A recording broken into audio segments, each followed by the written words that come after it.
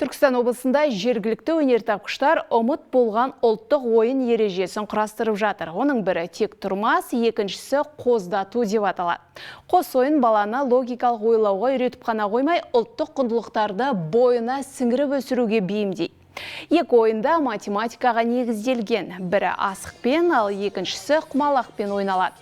Бала санау арқылы қосу, бөлу, алу сияқты амалдарды тез әрі оп-оңай үйреніп алады. Тек тұрмас ойында асықтардың атауымен саны белгіленеді, ал қоздату 9 құмалақтың жеңілдетілген түрі. Атының өзі айтып тұрғандай, мал төлдеп саны көбейгенде ойында жүріс арқылы ұпайыңды көбейтесің. Жалпы бұл ойындар мүлдем ұмытылып кеткен. Өнертапқыштар бұған дейін ережесін жасап шыққан 5-те ұлттық ойыны қазір Қытай мен Түркияда сабақ кестесіне енген. Өзім 9 құмалақ ойнағам. 9 құмалақ сағат классикасының өзі 1 сағат ойналады. Оның ішінде білесіздер құмалағы.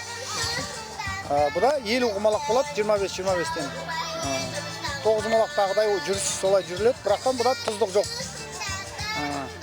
Енді балдар шыдамсыз ғой, 20 минуттан артық бір орында отырған. Бұда бір 7 минут, 8 минутта бір ойын бітеді, балдар ауысып ойнайды. Бұда таблица 4 амалдың бәрі бар. Мысалы, қосу, бөлу, алу, сосын жүп тақ айырып отырады балдар.